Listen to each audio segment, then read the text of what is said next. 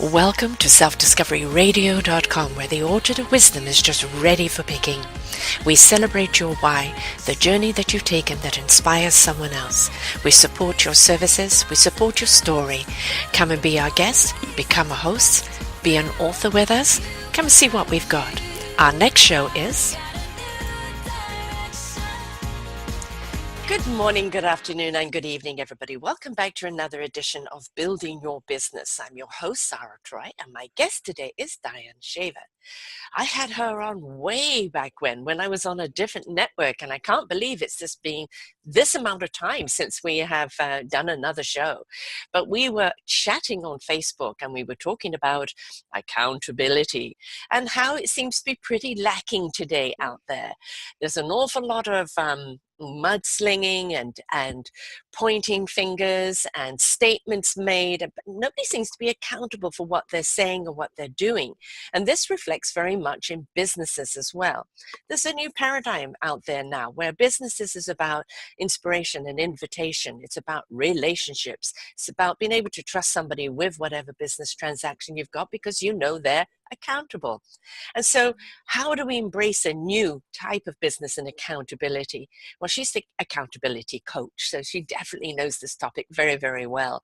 But it's, I wish we could trickle it down so that it was a little bit further afield along our politicians and many others of accountability. But the only thing we could be responsible for, love, is ourselves, isn't it? And our own accountability. Welcome back to the show. Thank you, Sara. It's so good to be here. It has been a long time. Yeah, it has been, yes. This is lovely. Well, accountability, it's a big word, isn't it? And I think it even terrifies people. It started out where I was helping business people to be accountable so that they would get their tasks done and do their projects on time and so forth. But it's a much bigger topic. And I think businesses in general have not always been accountable. And we have some very large companies that are going to have to learn to be accountable. They may be doing really good business, but the way they treat their employees is not in line with what they should be doing. So there are things like that. Certainly the political arena, not just in the States, but everywhere else. I think Canada is still good as far as I can tell. Oh, we have our own battles. We really do. We just happen to have a nice, humane PM, but it doesn't mean that there isn't the attacks and everything else that goes on. You know, politics is mudslinging, isn't it? It is, and it's really too bad it has gotten like that. But I think it's sort of trickled down into the culture itself, which is interesting. And people don't want to be vulnerable. So when you're accountable, you're also vulnerable, which means you're taking responsibility. And often people don't want to do that because I think they have a misconception of what responsibility is. And responsibility is not guilt. It's not that you had to be perfect and you failed. It's just, here I am. This is what I did. I'll do better next time. And that's all it needs to be. But it's gotten distorted and people are trying for perfection. And in my worldview, I'm not a fan of reality shows because they really are so far from real. Yes. And they present a picture of what people should be. And it's just so out of sync. So I look at, what we have as representatives of people that are admired in our culture. And it's a little different where you are too. I think it's still more pure, if you can use that term, than where we are. Okay, you can a little more wholesome, perhaps. Okay, I'll take that. But the people that we hold up to look at as examples, I think we need to examine that. We need to have people with more depth, with people that have integrity, and move away trying to be perfect. And I see the perfection coming out in some of the younger folks, the millennials, if you will, trying to look perfect, and that's the whole thing, and that makes you a perfect human being. Well, Mm-mm. they're not even in the same room together. You know, with the amount of shows that I've done of people who've taken that self-discovery into understanding what their beautiful imperfections mean, which means they're Yeah. unique, you know, and that all the falls and the obstacles and the challenges they've had in life has been their life journey to strengthen them, lead them to their meaningful purpose, and quintessentially lead them to who they are and why they're here. It's an inside job, not an exterior job. And when you've got things like the Kardashian and then the housewife shows and you know, Big Brother and all of these type of things, they're all about exploitation. And they're sending out such an illusion that is so fake. And if people try and live up to that, they're just going to be disappointed time after time, because it's impossible. Because, you know, the fake news, that is fake news. Don't even, I can't even hear that anymore. You don't know. I won't go into it, but you got the idea. Yeah. But, yeah, I mean, and that's the whole thing. And even models will say that they are disenchanted with their looks and everything. So they're also trying for perfection, and you know, they're airbrushed, let's face it, and they're the first ones to say it. So why have we gotten addicted to perfection? It's so ridiculous, because it's not a human quality. I know.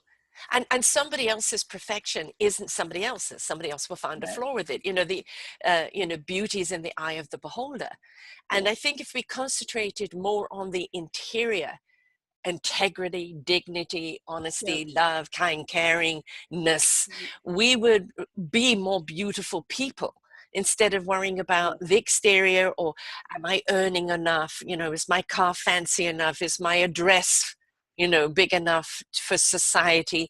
Stop looking for societal approval, right? Because you're never going to reach what other people think you should have. And then if you do get it, then they're going to condemn you for having it. So you're never going to win.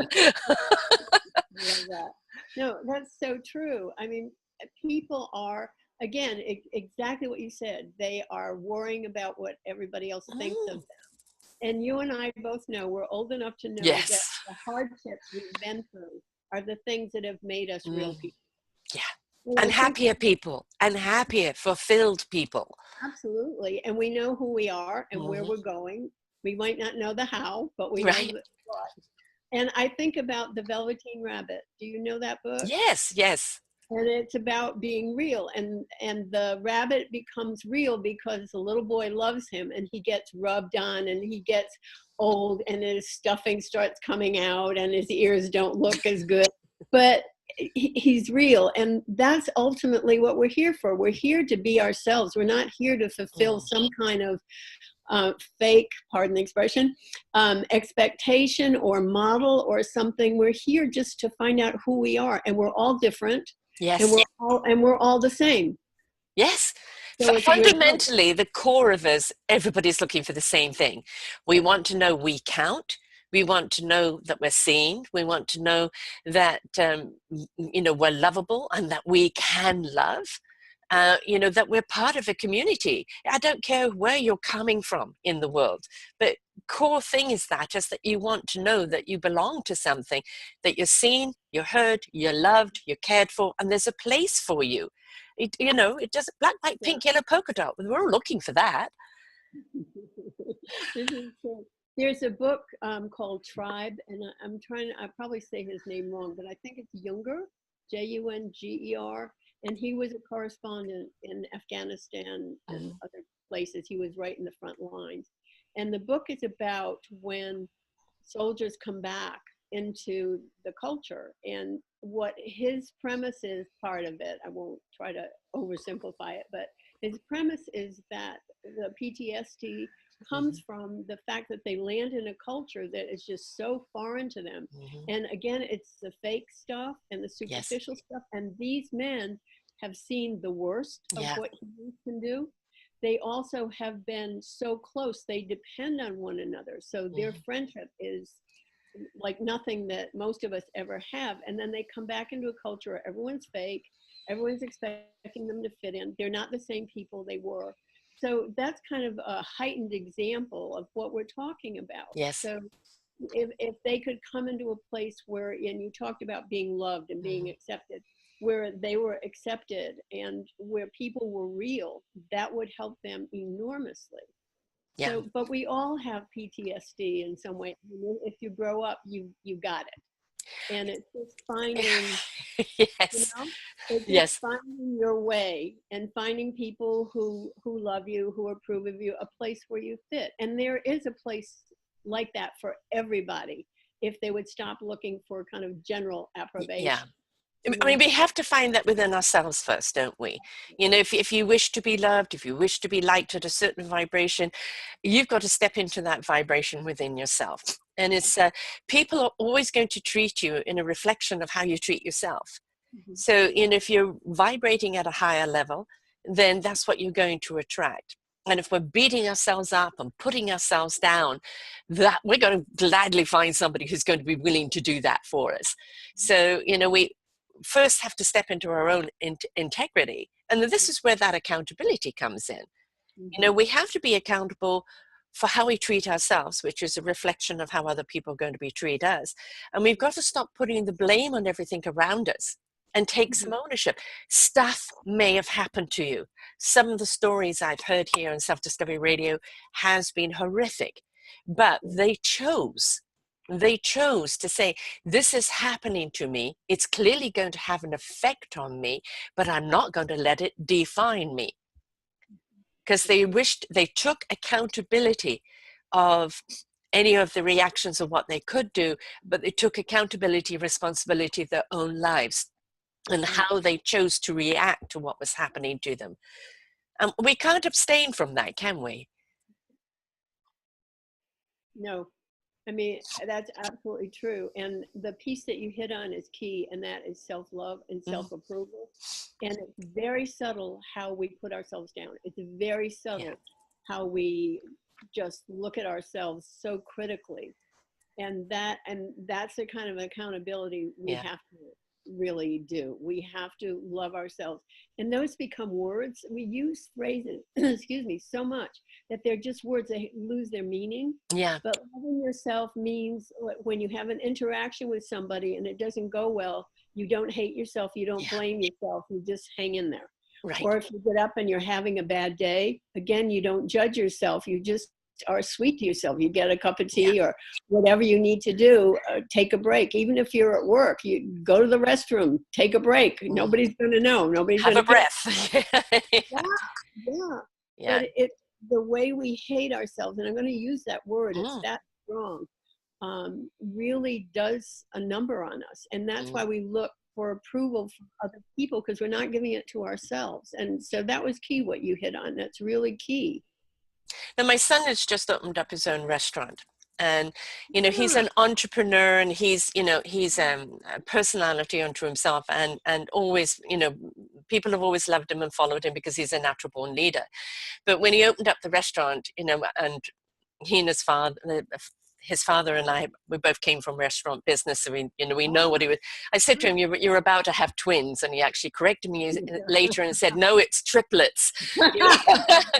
Because now he realized the responsibility and the accountability of him always having to be at the forefront and be strong. And it's like, you know, the marionette of all the strings you have to pull. You've got to keep your staff happy, your suppliers happy, clearly your clientele happy, and it is this constant thing going on. And he said that when people complain for some reason, he said if it's a really valid complaint, he's happy to either promo the meal or give something, you know, along with apology. If it's just clearly a bitching one, he'll still do something, but he doesn't take it personally. And, you know, at first it was like, oh, well, what are we doing wrong? Blah, blah, blah, blah. And now it's like, no, he realizes you can't please everybody. And there are some people that are just natural born complainers. They're always going to find something to nitpick because that's what keeps them going. And it's like, I like the Don Rue's 4 agreements. Speak your word with integrity. Do not assume, ask. Don't take things personally, right? It's not a general attack on you, right? It's an observation or somebody trying to impose on you. And then do your very best measured by what you think is your best. And I think they're 4 really great codes. But he's been in business before, but this is a totally different business. And the accountability, first and foremost, is in his integrity of how he conducts himself and how he treats his staff as well as his customers. Yeah, absolutely. So there's 2 sides. You brought up another good point. You keep doing this. Accountability in business is 2-sided, because in the corporate world, accountability means, it must be somebody else's fault, so we'll hold somebody else accountable. So fire that person. Yeah. And that's the other end of the spectrum, and that still goes on a lot. Yes. And you see it a lot. One of the things that's been interesting with the social media platforms, and also Microsoft, I'll put in there too, is that they are finding, how can I say, can I be political a little bit? Go ahead. They're finding the interference that's happening in our elections. It's happening in other countries, but it's happening here. And our government is denying it, but Microsoft, Facebook, Twitter, some of the other platforms have found examples that are irrefutable, and they're stepping up. They are being accountable. Even when our government isn't accountable, they are being accountable. And that's new for that kind of business. We haven't seen that before. No, because before it would be political suicide to do something like that. But we're in crazy times politically, especially in America. Everything that somebody would have been impeached for or fired for or anything in the past, would have had to resign because of A, B, and C, seems to not apply at all to this government. They're just railroading, getting away with everything. And certainly things like integrity, dignity, accountability, just doesn't seem to apply at all. So it's really good to see the other sector that normally wouldn't have stepped across that line, because it would have been kind of like suicide, but saying, no, we have to be accountable for this because this is going on and we can't hide it. So kudos to them. Yeah, but I think it's happening in this country a lot, just to go on about this a little bit more and then we'll get off of it. But you're seeing it in different sectors, like the Me Too thing. There's so much that's happening. So people are being accountable. And someone from Brookings Institute said something wonderful. It said, one person does not make a country. So we are more than our present government. Yes. And those people who have accountability and integrity are stepping up. Things are happening. So in my worldview, everything happens for good. And what we're seeing currently in Washington is the underbelly that's always been there, and now it's completely visible.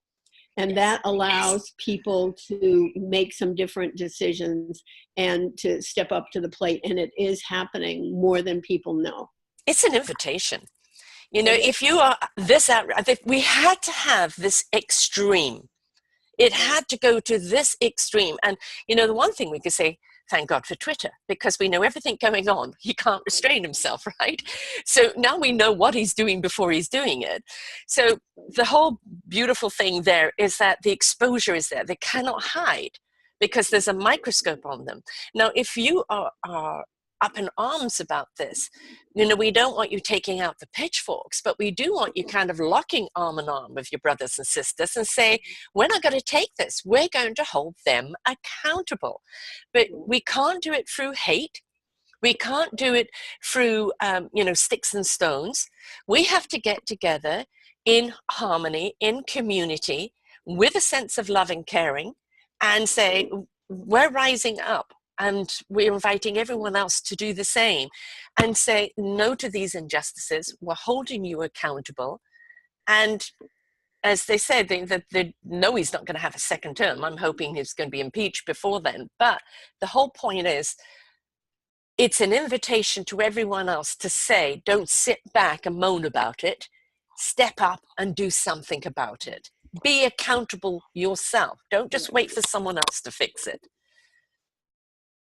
We're the solution, aren't we?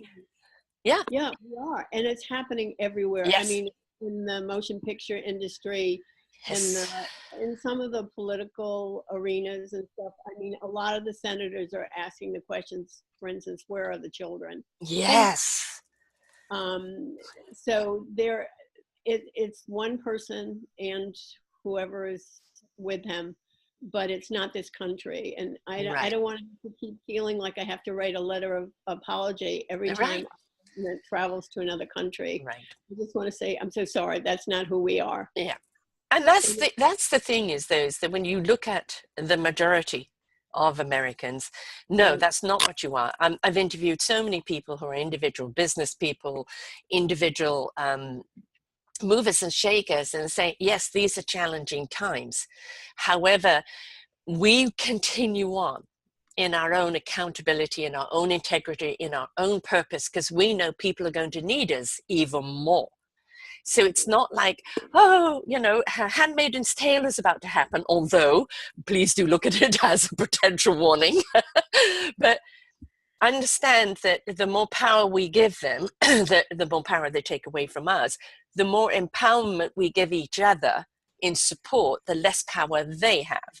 And so it's really something that we're seeing people behind the scenes really doing it. And it is an invitation to step up in whatever area that you don't like. And if you're not outraged by the children, then who are you? Because that is beyond criminal. I mean, this is, you know, going down Gestapo lines, which has to change. Yeah.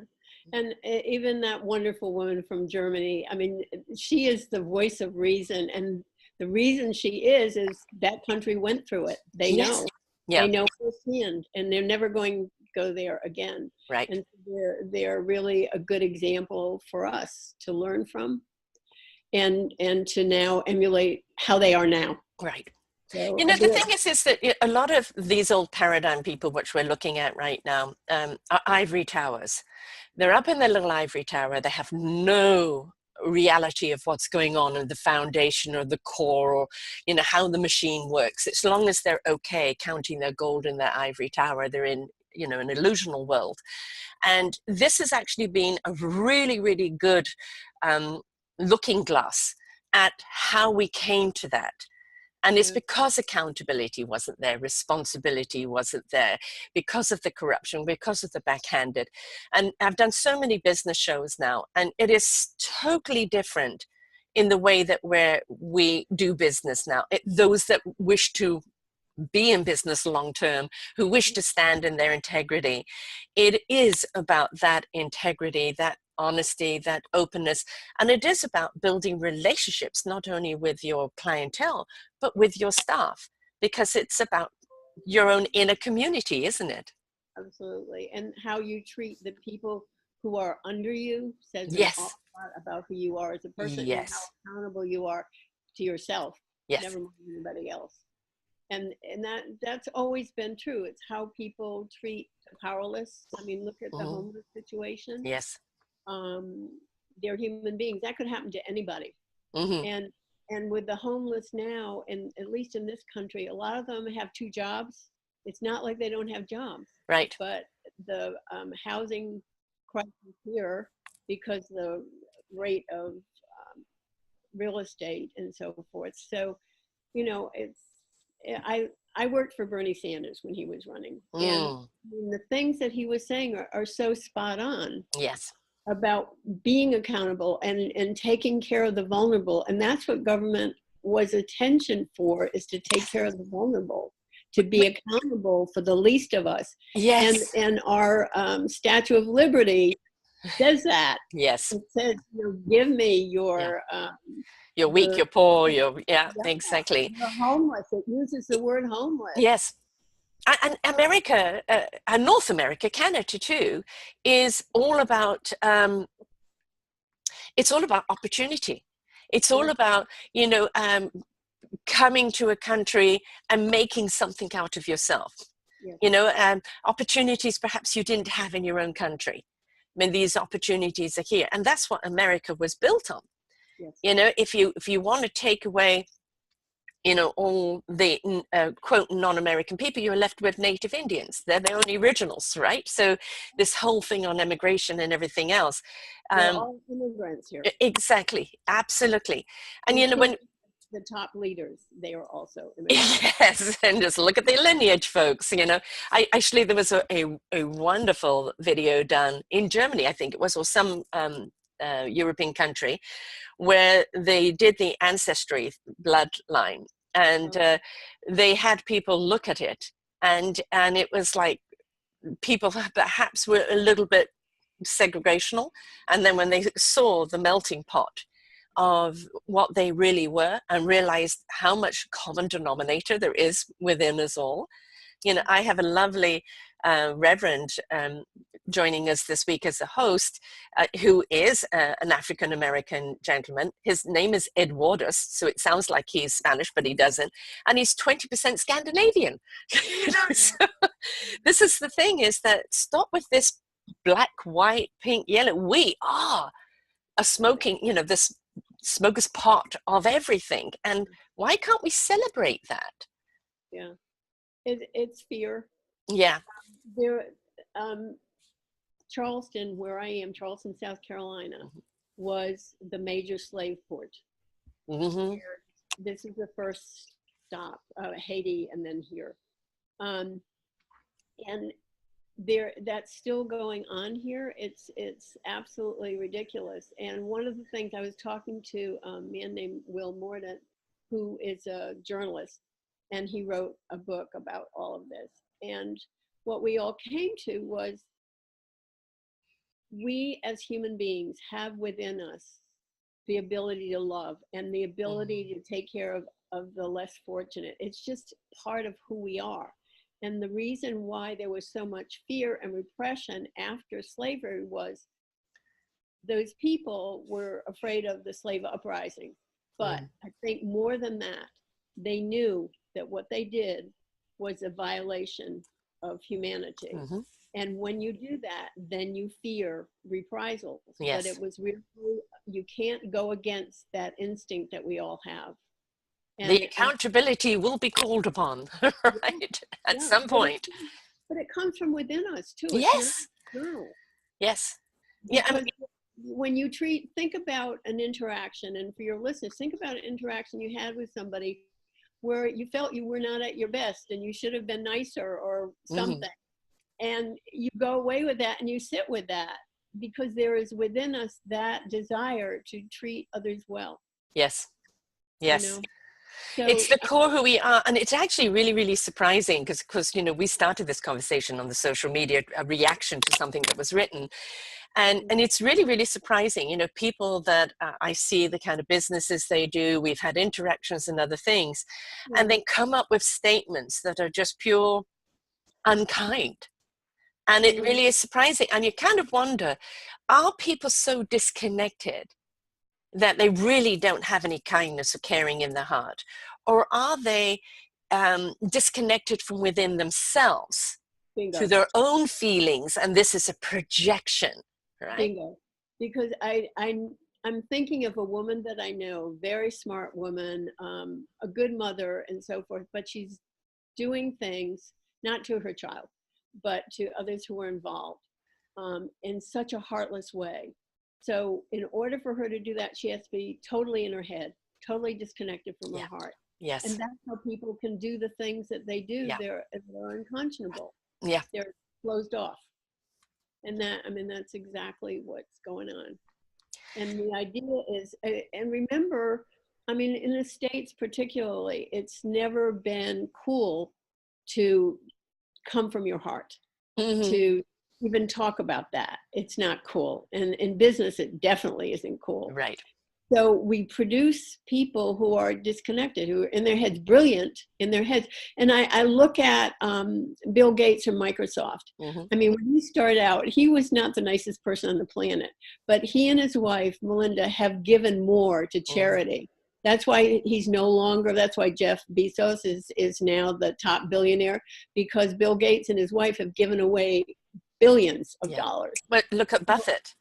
I mean, he gives away 50% of everything he earns, and he still lives in the same old house. You know, he can make money in his sleep. He could, you know, because that's who he is. But then, you know, it gets given away, you know, to help other things. And I think, you know, I'm most certainly a 10%er, you know, 10% of everything. I've just started an NPO, which is going to be raising money for people who can't afford the services they need in order to get back on their feet after facing a redirect. Because I know what it's like when you had the rug pulled from underneath you. And this is anybody in life, in business and everything. At some point, you're going to land on your backside. Yeah. And it's how do you get back up? And we know that a lot of the times it hits the purse strings. And, you know, you can't afford those services for people who can help you get back up on your feet and help you get back into your own productivity of life. So that's what my NPO is about, is generating that income to help people get back on their feet. And then when they're back on their feet and they step back into their own abundance, they can then pay it back or pay it forward to other people. And I think that's what we really need to do. If we invest more in people, and this is the thing in business, if you invest in your janitor as much as you do as your shareholders, you know, you will actually see loyalty, productivity, you know, constant creativity, because you're allowing people to have a voice, to state an opinion, to be a part of something, not just a job 9 to 5, but a sense of belonging, that what they have to say is a contributing factor and something that they're building on, that they feel a part of. You are going to have such a thriving business with that approach, as more to that. It's all about bottom line and here's the pink slip. Yeah. We don't want pink slips, do we?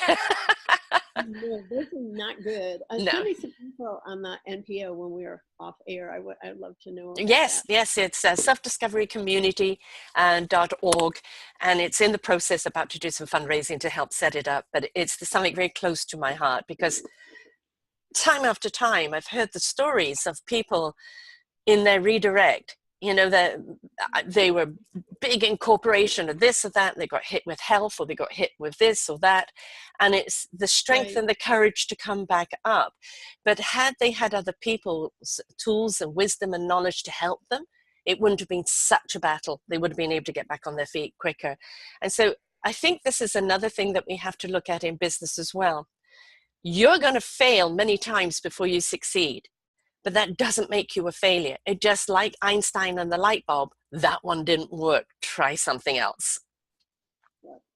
Absolutely. I mean, I remember, I think it was in the 90s, actually, when Patagonia and some other companies were coming up. And I think it was even Apple at that time. But they were kind of meeting with their people all the time. And they would go off-site. And everybody was invited, and they would get input about what the business needed and so forth. But as we scale larger and larger and larger, we lose that ability. And for quite a while, I was teaching entrepreneurs how to pitch to investors. And I had pitch events with really good accredited investors, people I liked. I also thought they were good human beings as well as being good investors.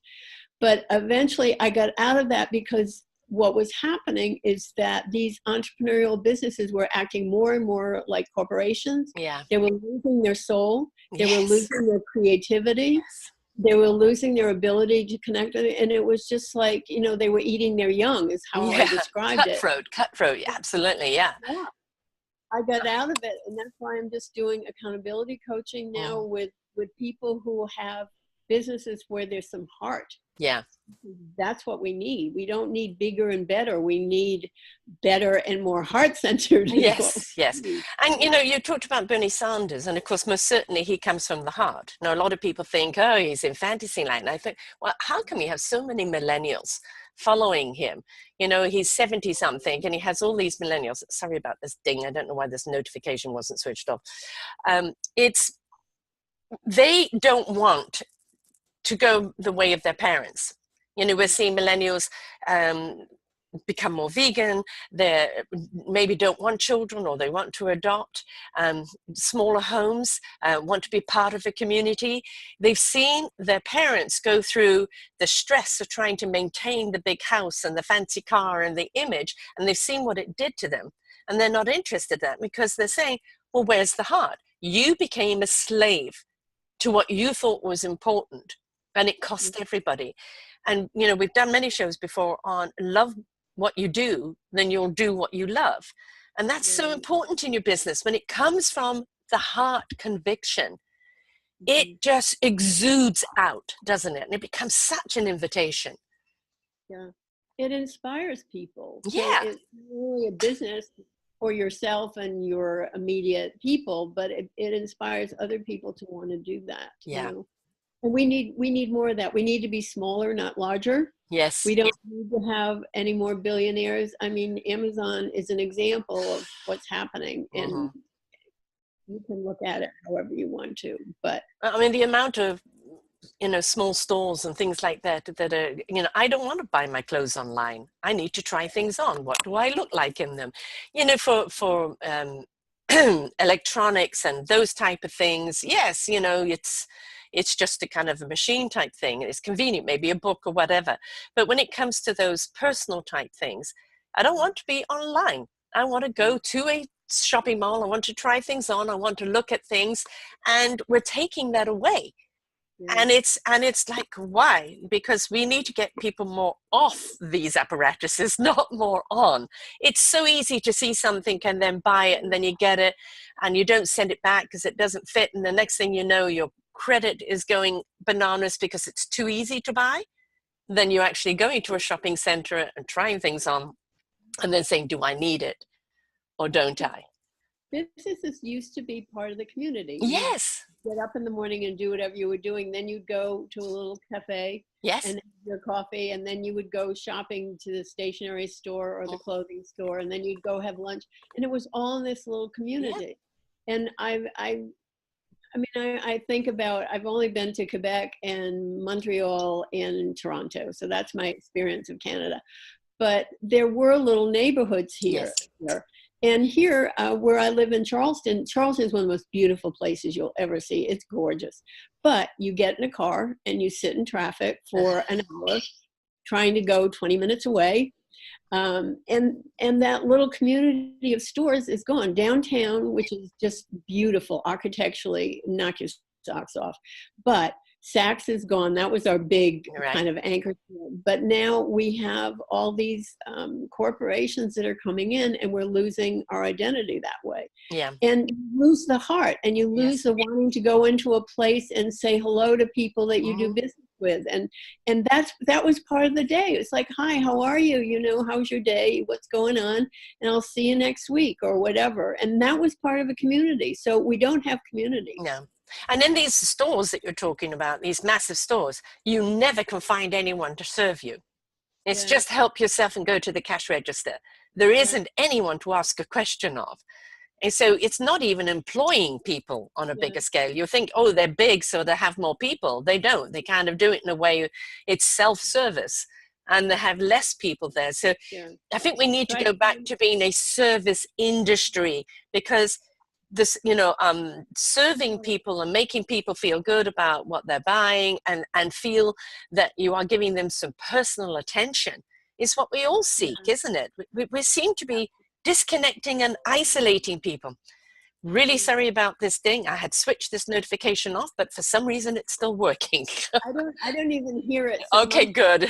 Just my side. Aware of it. You're more aware of it than anybody. Yes, it keeps popping up. Go away.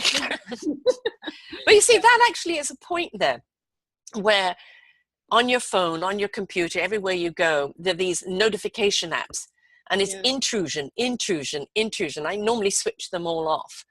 And it's just intrusion all the time. I don't need to be on 24/7, right? It's I keep my text and my phone because if, you know, if people need to get hold of me or an emergency or the kids, I've got that. Everything else, I'll get to it when I have time. I don't, I'm like, oh, I've got a notification. I've got to attend to it. And it's like, chill, man, chill. No, you don't. You can get to it when you get to it. Yeah.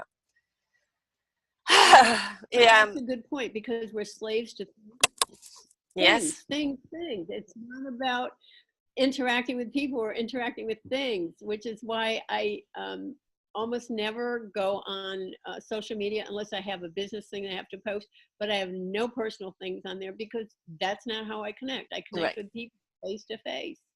Well, I say it's interaction. You know, Facebook is the one that I use the most because I can interact with people. I can have a dialogue. I can share a show if something that they're looking for. And I've actually ended up with a beautiful community of people that are very supportive, and we support one another and we dialogue with one another. But we're also accountable for what we say and how we support one another. We only embrace people where we can support and celebrate, and not into the bashing or the damning. Even if we're upset about something that's going on, we can speak to that upset, but no mudslinging. Right. Yeah. And, you know, it's knowing where the boundary is. And that's the thing, is in the accountability and the consciousness of how you interact with people. Treat people on your social media the same as you would if you were face to face. Yeah, because you really are face to Yes, face. you are. Yeah.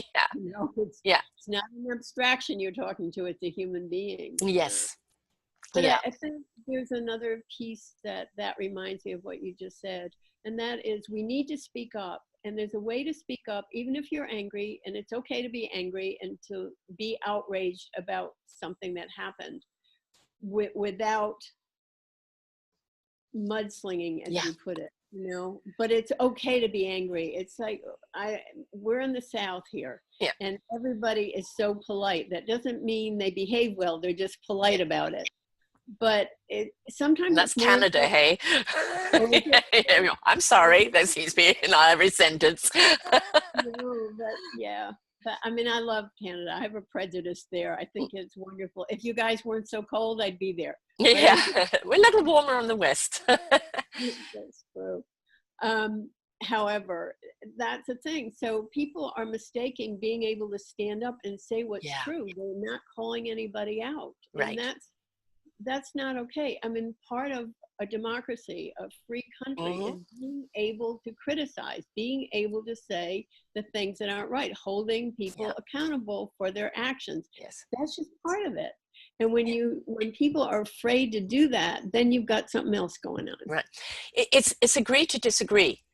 You know, because, you know, we're four key perspectives. We're going to look at things from a different angle. There's a different reason why you believe in that or that. But if you're willing to have an open conversation and see things from different perspectives, maybe you'll see something you've never seen before.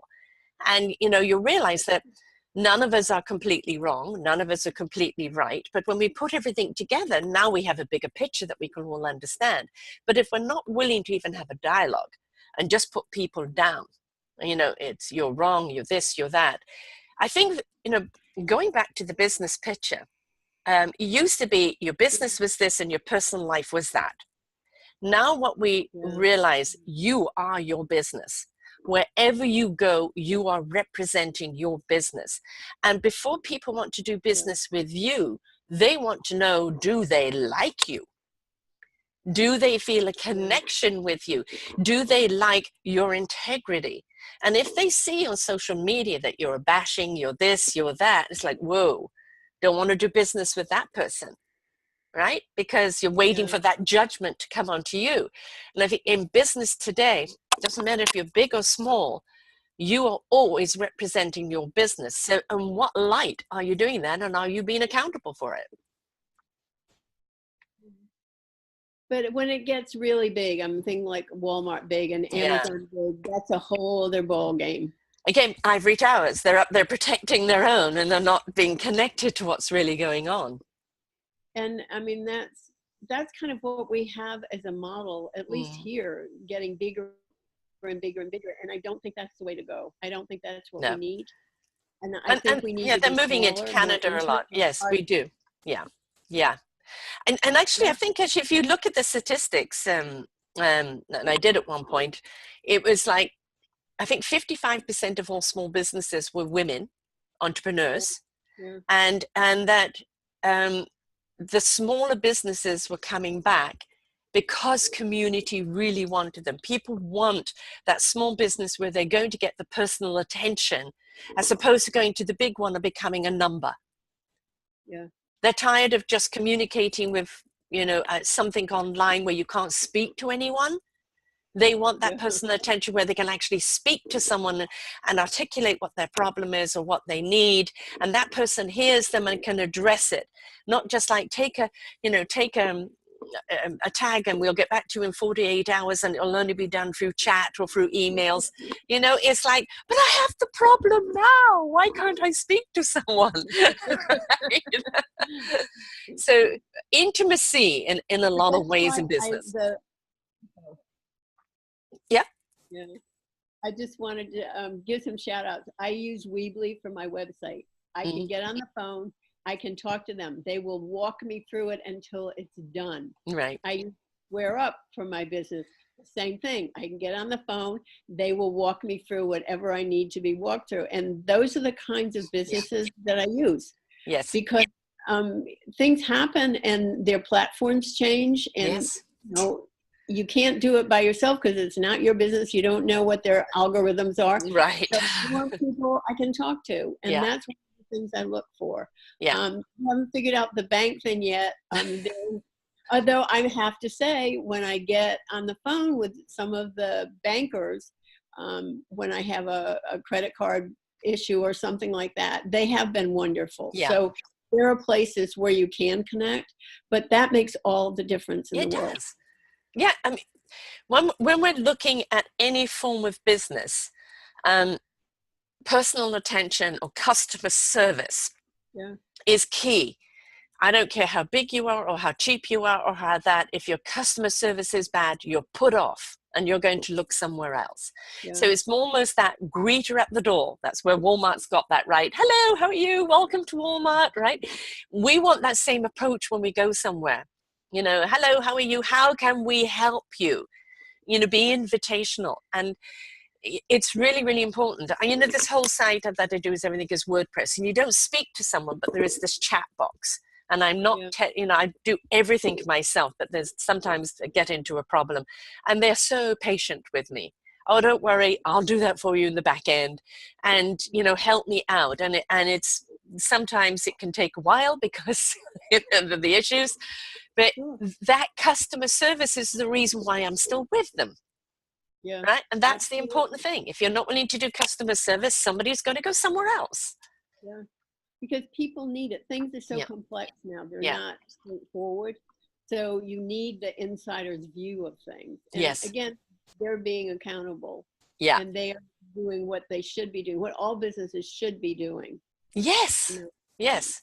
If you can't stand by your product or your service, and you're just, just give me the money, and the service is then subpar, you're not going to stay in business very long because, Google, give me another company, right? And you're going to go somewhere else very quickly. It's not like in the old days where in your community there was only one person that did that in your town and you would have to go over to another town to do it. Everything's at the fingertips now. Everything has an online presence. And so if you're not getting service somewhere, they're going to go elsewhere. And now, how are you? When I'm interviewing people, I want to see a site, and that site is a reflection of who you are. There's been many a time I've looked at a site that somebody else has done for them, and it's not a reflection of who they are at all. And that's really important, isn't it? Because when somebody goes into a site, and you can have somebody professionally do it for you, but make sure it's in your company's image. And we have to remember the founder is the company, right? I know that you're everybody else there too, but the reason I do a lot of business shows is what's your why? Why are you doing what you're doing? What's your driving force? Then how are you doing it, and who and where does it serve? And we need to make sure that our image matches who we are and what we really stand for, because that's what we're looking for as consumers, isn't it? Absolutely. Absolutely. And because I'm an accountability coach, I have to really step up to the plate. And I'm pretty straightforward with people. The reason I can do what I do is I've been in business for 30 years. Yeah. And and I have a master's in coaching, but I also have owned businesses. I've owned boutiques and services and all kinds of things. So I come at from both ends. So I know intimately what needs to happen. And I am it. It all stops in the, I like being small. And I think you probably do too, because of what you're doing. And I don't want 1,000 people under me. I don't want 20 people under me. I don't even want 5 people under me. I just want to hire services when I need them. And I want it to be me, which means whatever, good, bad, or indifferent, it's mine. Yeah.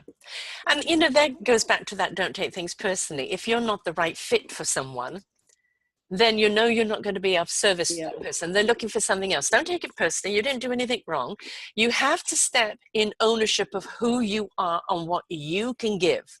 If that isn't a match, that's okay. Maybe recommend them to someone else that might be a better fit. And that's also, I think, very important in business, isn't it? To say, I can't serve you, but I know someone else who can. And that same person could do the same for you. And I think we're not looking at competitiveness anymore. We're looking at collaboration, because collaboration strengthens all of us. Yeah, we need to do that more and more. And that's heart-centered. Yes. Coming from that. And I think that's kind of the thing that we all have to look at. How can we be more heart-centered? And heart-centered is not weakness. The heart is powerful and strong. And the heart is a brain too. It's a larger brain. You know that? Yes, you probably do. But it also is a brain.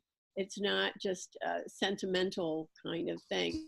Before, heart used to be seen as weakness. Absolutely. It has the highest form of intelligence. Right. You know, we talk a lot about the, you know, I'm a knowingness coach. So it's about connecting to your soul, you know, your gut. I don't know why I know, but I just know, you know, that's the divine, the soul intuitiveness that then resonates with the heart and, passion, conviction for what it is. It goes to the spirit in action, articulation or physical action. And then the mind, which is our database, will know what it needs to know when it needs to know it. If we step into those senses and allow all of those senses to come together, we'll never be guided wrong. We'll always know what to do, because we're coming at it from the whole consciousness rather than just for the head. Competitive, I've got to screw the next person over. No, you don't. You know, step into the consciousness and be a whole human being, and guaranteed you'll have more people wanting your services. Yeah. And it will never lead you wrong. Absolutely. No. I mean, that's the first thing I teach all of my clients is, what does this feel like for you? Because that's the language of the heart. That's the language of the soul. And if it doesn't feel right, it doesn't matter how many people are doing it and, you know, who else has told you and who's an expert. If it's not right for you, it's not right. You can't change it. That's how it is. And that's that wisdom that we know. Yeah.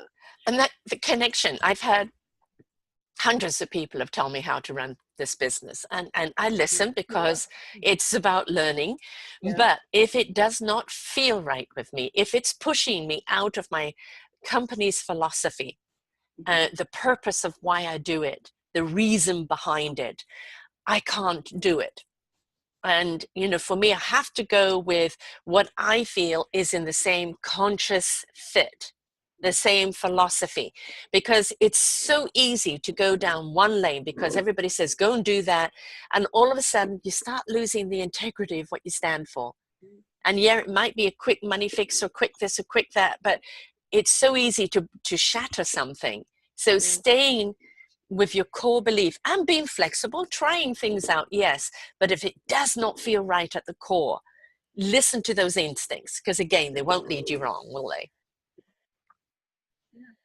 Because you know intimately what you need to do. And even though I am not a fan of experts, because an expert can tell you what worked for them. Yes. I'm going to say. It may not work for you ever. It could, but it doesn't mean that it will. They're an expert in their own life. And I watch people listening to these experts, these business experts, and they're all great, but they may or may not be leading someone down the right path. You can't follow anyone blindly. Right. And That's that's very key what you said. Just because, you know, they're big and rah-rah and they've got a big name up there, or they're in media or this or that, and they've got hundreds of people who listen, thousands of people in an arena listening to them, doesn't mean one size fits all. yeah. Does it fit you? And if it doesn't fit you, then it's wrong for you. Now, you might learn a little bit here and learn a little bit that and take a few snippets of it, but it doesn't mean you jump into that program just because everybody else does. And this is where, as you say, the smaller, intimate, with somebody there, I hear you, I see you, I can address your needs, let's do it together. That's something we're looking for. Yeah. And we don't need numbers. I don't know why we've gotten so enamored of numbers. I mean, it's better to have a handful of people that you work well with, that you can really help. They will refer people to you. You don't need thousands. And right. it's like people getting millions of hits on social media. So what? Precisely. I mean, I get this all the time, you know, how many people listen to your shows? And I go, it depends on each show, because I do so many genres and so many different topics. There may be more a topic that's more the flavor of the week. But I've got shows in my Orchard of Wisdom library that people will come back to 2-3 years and go, oh, I've just discovered the show. It's like a book in a library. You're going to find that book when you're ready to read it, right? So ready to listen to it. So if anybody comes on and says, oh, I'm not going to come on unless I'm guaranteed 5,000 listeners, I said, I can't guarantee you one listener. But I said, if one listener does listen to you and you have a positive impact in your life, I consider that abundant. Yeah. And if your philosophy is the other way, I can't serve you. Yeah. But that's that whole thing of bigger is better. I mean, we've got to get out of it. And that's part of the reality show. Yes. As well. Yeah. And so we need to be individuals again. We need to think for ourselves. And when we do that, then we'll automatically be kinder to your volume has just gone down, love. Say again? Your volume has gone down.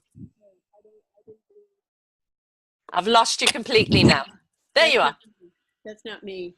Nothing. Okay. Okay, so one of those technical things again. You're back. Okay. What I was saying is that we need to get back to getting away from numbers and so forth, because that is not a measure of anything. And that's that reality show kind of connection again.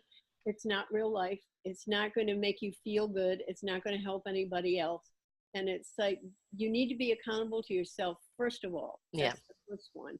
And in order to do that, you have to know who you are and do the things that feel right to you. Yes. Then when you interact with other people, you come from a place of integrity. Then you can help somebody else be accountable. Yes. But it starts at home first, and it's not a numbers game. And that's been a saying tried and true. So much in business. It's a numbers game. If it's a numbers game, you're doing the wrong thing. Right. You know, we've got to stop being sheeple. We have to be accountable for our own choices. We have to educate ourselves on what those choices can be. We have to be proactive and interactive in our own lives in those choices. It's not a sit back and let everybody else do for you. If you want a better life, you've got to step up and do what you need to do to have a better life. But don't measure it on somebody else's success or somebody else's spotlight. You want your own spotlight on you for what you do, what you're contributing, what you're creating. So that's that accountability, that responsibility of your choices and how you live your life. And the people that follow the, you know, the million people and go, bah, it's the sheeples. And the thing is, we don't need sheeples. We need people who are willing to step up and own their choices. Yeah. You can be inspired by someone. Right? You can be inspired by them. This is what celebrityism is all about. You can be inspired by who they are, what they do, or the way they look, and it can maybe rise up your own game and step out of, you know, some slouchiness and step into something that makes you stand up. That's great. Inspiration for invitation. But if you blindly follow and start doing butt implants and this and that and everything else to look like someone else, you are abstaining from being yourself, and you'll forever run from yourself, because no matter what you do, you have to face who you are, why you're here, and be interactive and accountable for yourself, don't you? And the world has always been changed by individuals, not yes. I mean, you think of Gandhi and people like that, and Nelson Mandela. Those are the big ones that come to mind. But people who make changes are just, doing what they think they need to do. Yeah. They may not know how. They just stand up and they do it the best way they can, and they don't worry what somebody else thinks about them. Bernie Sanders is a current one, right? Oh, and he's still out there. He's out yes. there campaigning all the time. Yes. And he's true to his message all the time. And has always been. It's a consistent thing always. And the thing is, what I think he's doing, which is so beautiful, he's waking up the consciousness. Yes. He's, if ever there was somebody who holds people accountable, it's him. Yeah. And he doesn't care who you are, how powerful you are, how rich you are. He's going to hold you accountable for your actions if they're harming humanity. And we need more of that. And his reputation in Congress was he worked with both sides of the aisle. He worked on compromises. Yeah. It wasn't my way or the highway. Right. It was, let's do the best we can in this situation and take the best of both things. So, yeah, he is absolutely, absolutely wonderful. And when I was working for him here in Charleston, South Carolina, there was a young guy from Frankfurt, Germany here. We had people from all over the United States coming to work. So that lets you know that people know. People are not fooled. No. They do know. They do know the difference. What is that? That movie, something, not Dog Days. It was something, Wag the Dog. He says, people drink the sand because they're so thirsty. And the other guy said, no, people don't drink the sand because they're thirsty. They drink the sand because they don't know the difference. Right. Yeah. And that's a powerful, powerful thing. And I think people are starting to know the difference. Yes. Yeah. I've got a whole ecology series starting this week on eco solutions, and it's people, it's going to be a 3-month series of people I'm interviewing from throughout Europe and America, and every single one of these people in their own way have stepped up to make a difference in the change of climate. Now, the change of climate has to start here in the head before it can be anything proactive. But the beautiful thing about it is that it's not about partisan or government. It's about how we can have these tools and policies that crosses the aisles, that crosses the continents, that is about humanity as a whole platform rather than the segregation. It's about the synchronicity, it's about the the collectiveness of all getting synced. And it's each one of them are very passionate about what they're bringing to the table. And that's the whole thing. Life is a buffet. It's not just a meat and potatoes, and we've got to be willing to try different dishes and explore what those options are. And if we're not willing to listen, how are we going to learn? And then how are we going to, participate in anything? So we've got to get the blinkers off and open up our minds more. As you said, step into the heart. That's the first accountability, isn't it? Care what happens. Really important. That reminds me that's a quote from Auntie Mame. Life is a banquet and most poor suckers are starving. Remember that? Yes, I love Auntie Mame. That's going to be the kind of grandmother I'll be. The kind of aunt I was. I love Auntie Mame. And this is something we forget is about living life, isn't it? Just get out and live life and exuberant. And we have so much. You talked earlier about post-traumatic and anxiety. Everybody's so anxious about everything because everything around them is static. And, we're forgetting about the simple joys in life. Just get out and love life, live life. And you'll find that will trickle down to everything in your life. Absolutely. Absolutely. And I mean, we're here for joy. Yes. And you can find it no matter what. I mean, even in Germany, when they went through their worst time, there were people who still could find joy and can use the experience to create something more joyful. Right. So, it's there for all of us, but we need to be human beings first. Yes. And that is to feel and to treat others from our heart, because that's instinct in humans. Yeah. We want to do that. And to just enjoy nature and what's around us. I mean, as I said, I live in one of those beautiful places on the planet. I mean, we have egrets and great blue heron here. We have alligators too. They're people too. Yes. But it's just gorgeous, and the plants and the trees and everything, it's just sumptuous. And while there are some things going on here I don't particularly care for, every day I see this beauty. We're surrounded by rivers and marshes and ocean. I mean, it's amazing. And so it's remembering that too. And that's part of loving ourselves, is to let ourselves have the joy.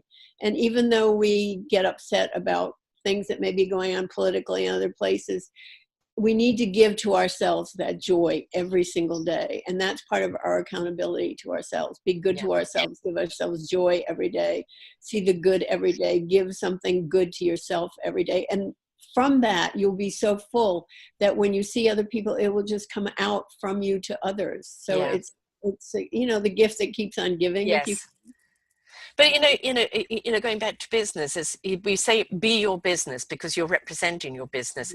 But don't be 100% your business. Remember to step sometimes outside of that and just be silly you. Get into the joy. It's very easy. Like when my son is having the issue of right now, 1 day off a week, and he's exhausted, and it's like no time for play. And we have to be careful, because if we don't find the balance, then we start resenting. So it's work on your business, but don't work in your business that it starts consuming you. When you first initially start up, you have got to give it your all, but you want to make it to a point where it can be sustainable on its own and not require you all the time, or that you do have a good balance in life. That's very important in it. To keep that accountability of you up, you've got to find that balance of fun and play and nature and everything else. But what you said is true. I mean, that's what I tell my entrepreneurs who are just starting out. At first, you are it. Your business is it every single day. You're going to have to take a half an hour at least a day to be by yourself. But this is it. This is what it is when you're setting up things. It's like having a kid. When you have a baby, it's not like, hi, baby, goodbye, baby. It's like, okay, the baby is here. And you sleep when the baby's sleeping. You're lucky. That's how a business is. But then after that, once you get through that, and I've just finished writing a novel. So when I was writing, it was like X number of hours a day and so forth. And there's no way around it. No one else can do it. You have to do it. And when you're through, it's like heaving a great sigh of relief. And then it starts all over again when you look for an agent. So you don't look for a publisher, you look for an agent now.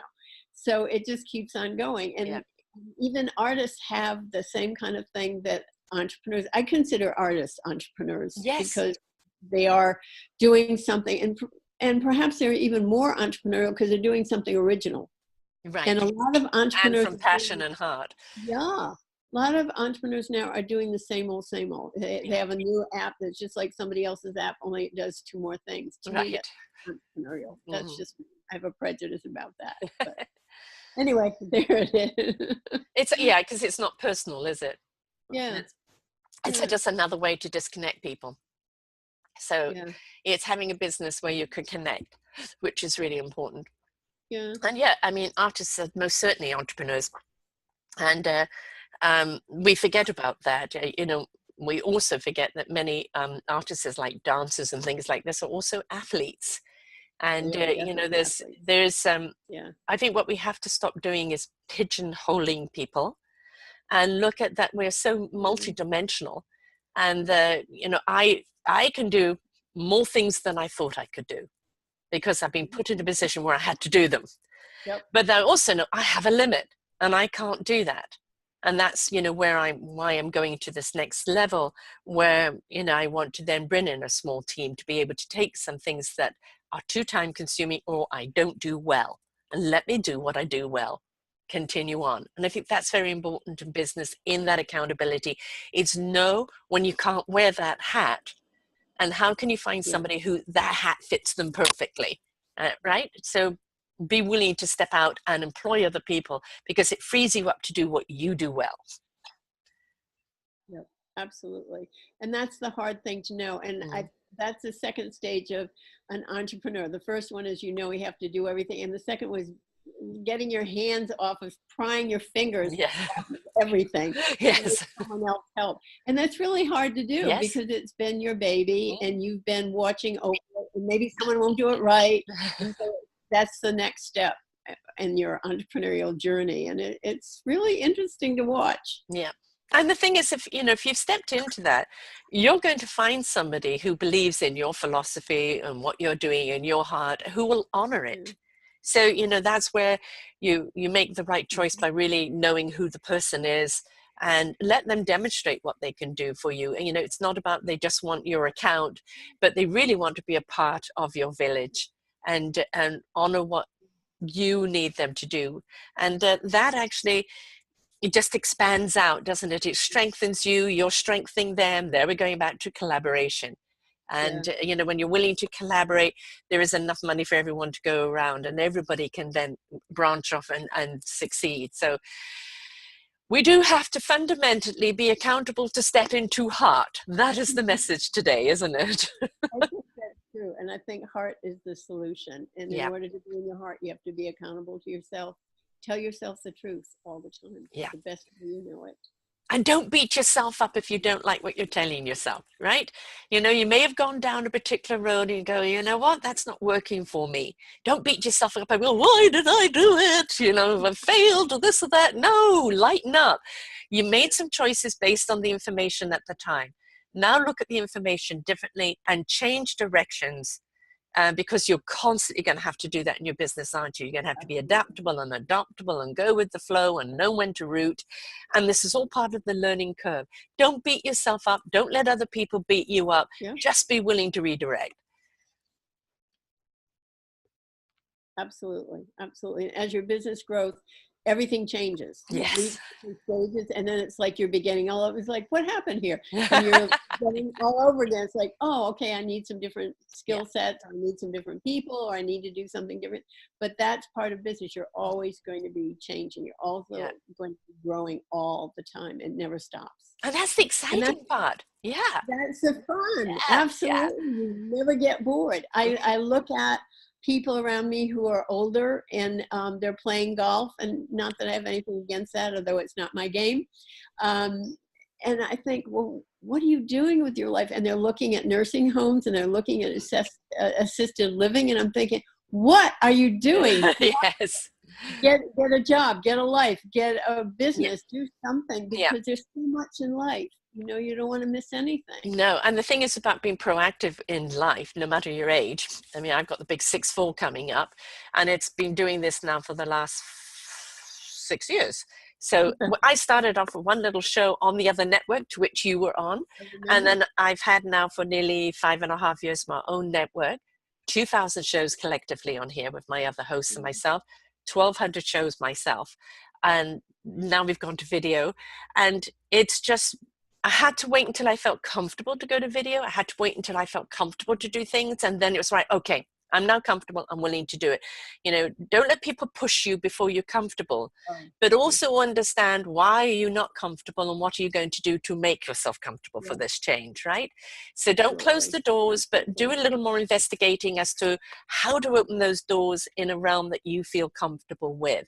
But you do know doors are going to have to be open, because in order to stay current, you're going to have to sometimes step into a different arena that normally you wouldn't like to have done. And that's the versatility of it. And then you step into it and you go, okay, this wasn't as bad as I thought it was. I'm okay with it. And then you start expanding out. But it's do it when you feel right. And that means being in touch with your heart and knowing, you know, when it's right. Don't let fear come into it, but let, you know, logic come into it as well with the heart. Yeah. I like that. I would say something just slightly different. It's probably what you meant, but I think it's okay to be uncomfortable. Yes. I think you have to be in touch with yourself. If yourself says, hey, we should go this way, and you're saying, I have no idea how to do it, go ahead and do it, because you'll learn as you go. Yes. So it's okay to be uncomfortable, but it's not okay to go against yourself. Right. Yes. And I know yeah. Yeah, exactly. You know when this just feels everything pushing against me. I can't do this. And then other things, well, yeah, I know it sounds like a good idea, but I don't know how. So, you know, YouTube it, you'll find a way, or find somebody that can coach you into that, but be willing to step into it. Don't make that an excuse, because you know you're going to have to at some point. So having said that, my darling, how do people get hold of your new book? How do people get hold of your services? Please let them reach out to you. The best way is my website, and it's www.entrepreneur, spelled correctly, mind, M-I-N-D, World, WORLD.com, entrepreneurmindworld.com. And my book is there. I have a success blog that's there that deals with a lot of stuff we were talking about, and that comes out every week, so people can subscribe to that. I have 2 books out. I have a 3rd book that's coming out. Just give the titles. Called 30-Day Transformation Journal. Okay, the books are How Life Works. That was my first one, and it's inspirational sayings about relationships, about courage, about heart, about balance, and so forth. Life Thoughts is my blog, the best of my blog put into a book, and that just came out. And the new one that's coming up is 30-Day Transformational Journal, and it's helping people be accountable for 30 days. They have a goal, they have steps that they take toward it, they have aha moments, and they have what they're grateful for, because gratitude plays a big part of it. Yes. So that will be coming out in the next 2 weeks. So that will come out. But everything is on my website, www.entrepreneurmindworld.com. So that's where people can find me. And my accountability coaching is there, and we can set up times. The accountability coaching, I do regular coaching, destiny coaching, where we meet once a week. But the accountability coaching, we meet once or twice a month. And I give goals, and we set systems in place, and that gives time for them to see what's working, what's not working. So when we come back the next month, we can look at it and say, okay, this would be a better goal for this month, and this is a better system, and this is where you need to be more accountable. So that's kind of what that is, and it's helping businesses a lot. So excellent. Wonderful. I'm so glad that we connected again. And, you know, and just to what you said just before we went into all your information, do not let age be your barrier. Whether you are a very young entrepreneur, because I have somebody who teaches kids entrepreneurs. They said they're so entrepreneurial minded. He teaches them. You're incredible. And then I have my oldest person I've had on here at 85, and she's turning 86 this month, and she's just started her own TV station. So, you know, the thing is, it's don't let age dictate what you should or shouldn't be doing. You know your parameters of what you physically or mentally or whatever you want to do, but step out and do something. Still be interactive and participatory in life, because life isn't about sit back on the rocking chair now. It's about get out and live it and do something that really is heartfelt. I love that. That. Sara, this is wonderful. Thank you so much. It's good to reconnect. I'm going to text you afterwards and talk to you a little bit more. This has been wonderful. And I thank you so much for the opportunity and for my ability to connect with your listeners. Thank you, guys. Well, you know, it all started with an accountability conversation, and you never know where things can go. And the whole point is come from heart, be accountable of who you are, why you are, and what you're doing, and make sure that it serves other people, not just yourself. It's got to serve you and them. And that's the only way you're ever going to grow and succeed in any form of business or any form of choice in life, right? Be accountable, do it from the heart, right? Love it. Thanks, Sara. Thank you very much. And until next time, folks, bye for now. For more wonderful shows like this, please go to selfdiscoveryradio.com, podcasts, and see our lineup. And if you wish to support us, we have a funded button. Please stay tuned for our next show.